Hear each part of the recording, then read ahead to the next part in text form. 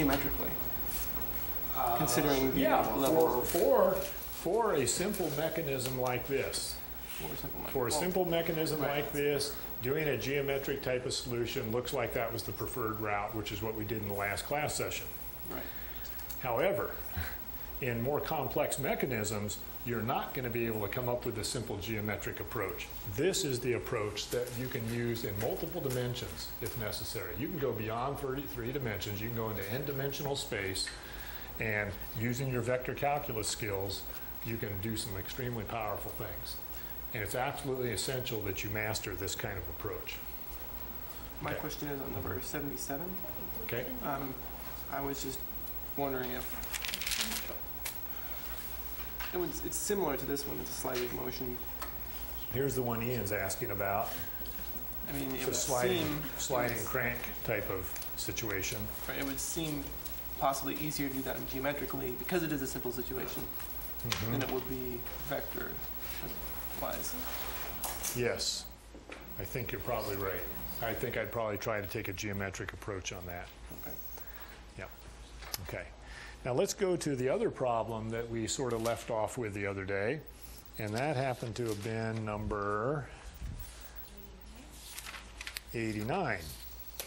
And that was this particular mechanism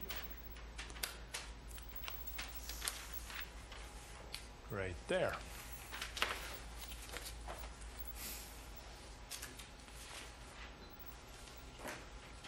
Okay, and what we were doing is we were stumbling around writing some geometry, different types of geometric relationships, law of cosine things, that kind of stuff, and we weren't getting very far with it. So what I'd like to do is I'm just going to put up here the solution that the textbook authors provided for this problem to arrive at this omega for this member AOB. What was the omega of this member if you knew the omega of this colored member? Okay. So here is their approach, and I'm going to back out here a little bit.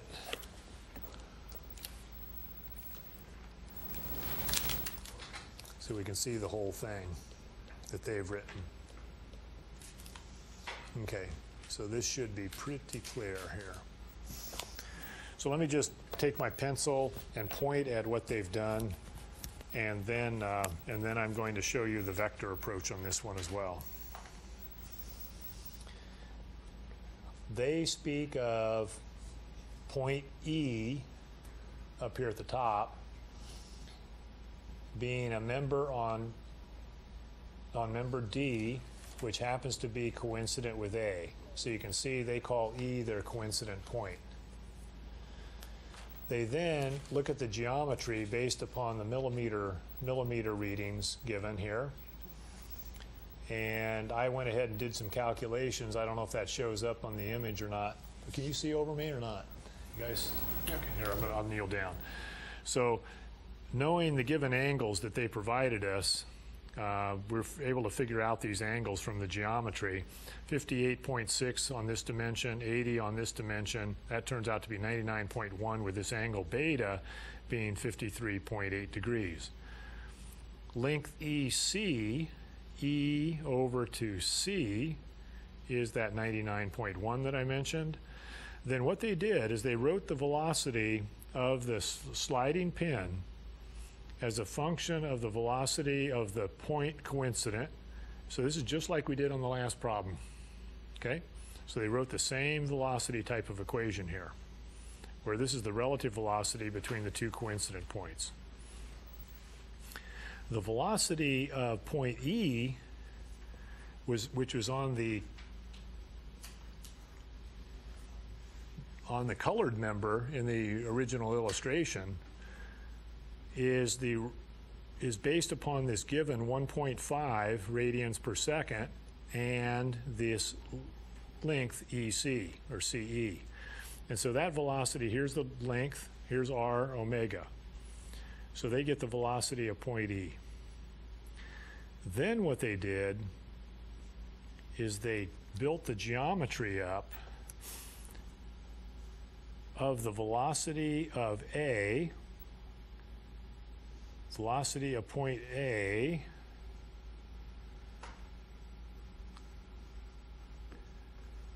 how do they do that? Oh, that's actually what was unknown. This length right here is unknown. What they did is they said, okay, here's the velocity of A relative to E, unknown. It has to be horizontal because it's in the slot. The slot happens to be horizontal. And the velocity of the coincident point has to be perpendicular to what member? The velocity of E has to be perpendicular to what member in the illustration? Yeah, that coincident point up here at the top, E, has to be perpendicular to this member between E and C. So you geometrically can figure out the angle that that happens to be at, which is at 90 degrees minus beta. So they know this interior angle right here. And they know the velocity of E. So they're able to actually go ahead and scale out then this vector from this point pointing down this way. So that this is from the given information. From the given information.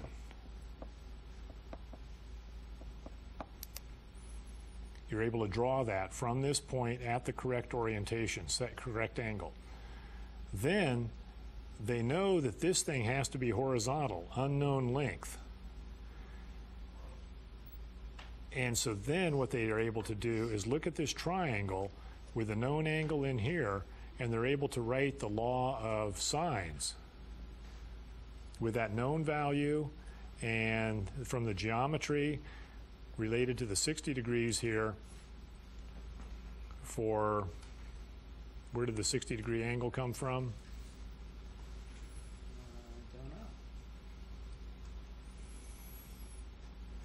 Where did that 60 degree angle come from? It should have come from the fact that BA is perpendicular to OA, so OA is a specific theta. Did they give that? So we got to figure out where that angle comes from.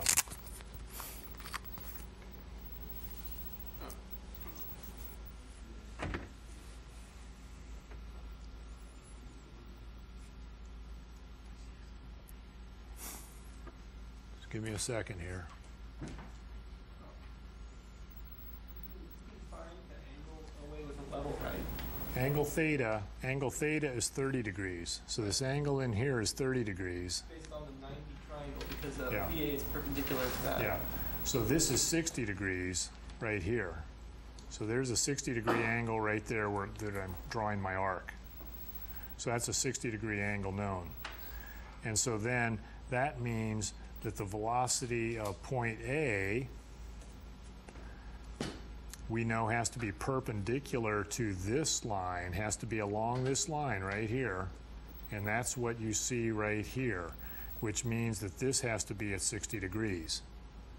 So from that we're able to tell that this is 120.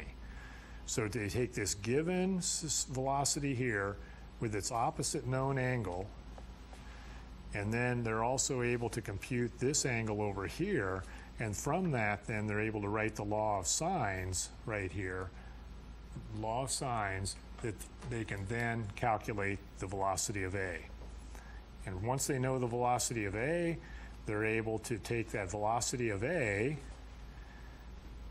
along here and divide it by the 160 millimeters to arrive at this answer.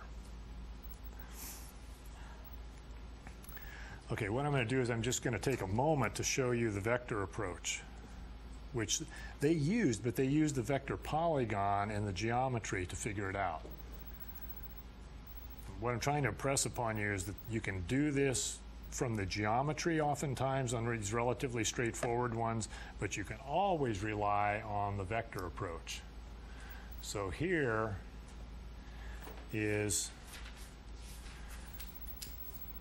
I think that captures it all. Yep, there it is. So there's the image where I wrote the velocity of the pin. The velocity of the pin is equal to the velocity of its coincident point plus the relative velocity. The velocity of the pin has an unknown omega. It's crossed with a geometry of the 160 millimeter length up the top and the orientation of that arm. And that is going to be equal to the omega of member D, which is the colored arm in the drawing, which was known as clockwise, negative 1.5 K, and you cross it with the position of E relative to C.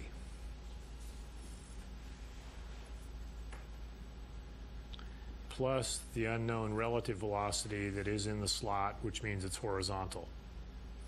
So then at that point, you generate the I and J components, you equate the I components, you equate the J components, and then from that you can obtain the angular velocity for the problem. And you easily can then take that result and move it back into this equation over here with the omega dropped in, omega OA dropped in, and come up with the velocity of the relative velocity of the pin in the slot relative to its coincident point. Okay. So I don't know if you stayed with me on that or kept you awake or not. Okay.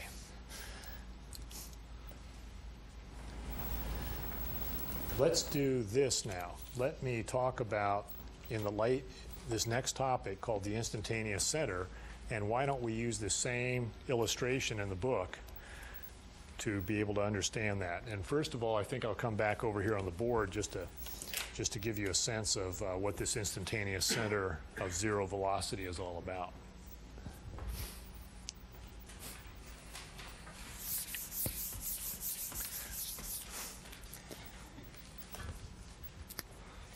Let's go back to a rigid body.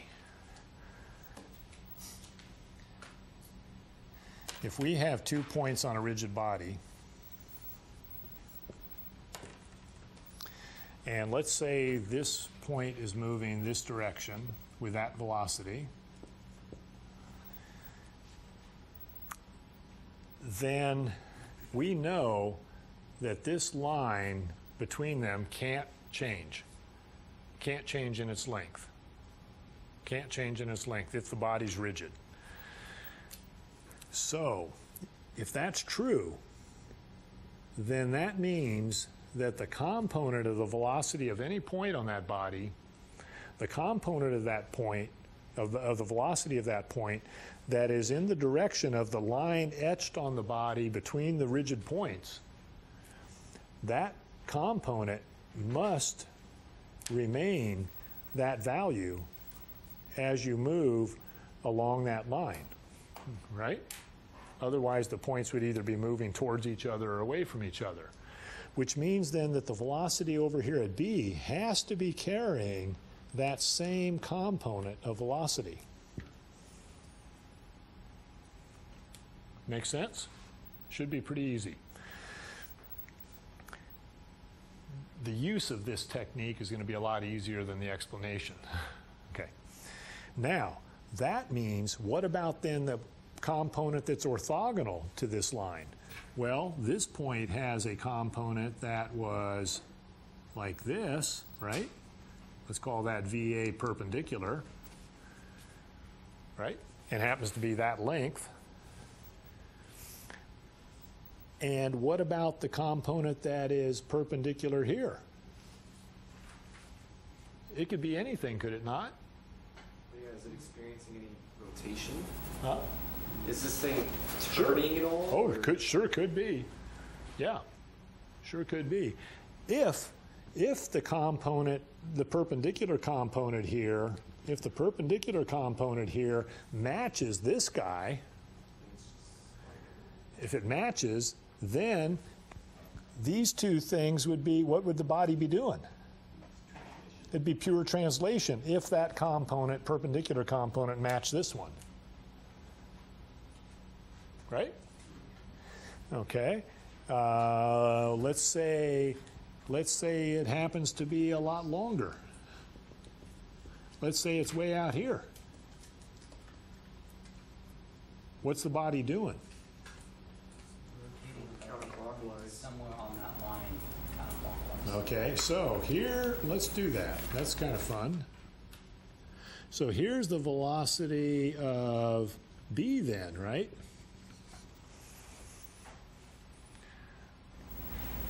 So it's got Now, it's got some translation and it's got some rotation happening to it at the same time. Translation going on with some rotation. What part of that is translation? Yeah, the component part, right? Now, if the body is, in this case, it's both translating and rotating, and I've just drawn this, I could have made it more dramatic and made it even further, but we've got these two velocities.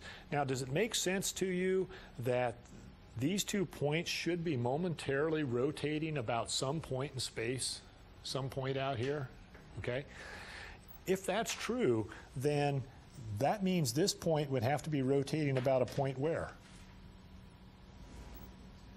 Perpendicular to that velocity, right? Perpendicular to that velocity. It's going to have to be off over here somewhere. Off along that line somewhere where that's perpendicular.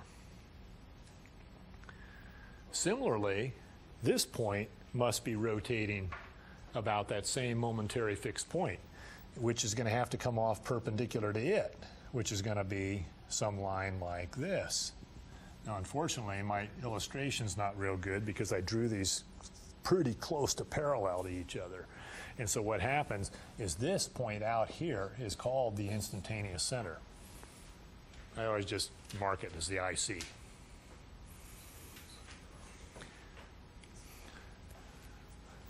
Let me do something that's a little clearer than that. That's the idea. But here's something that'll make it a little easier.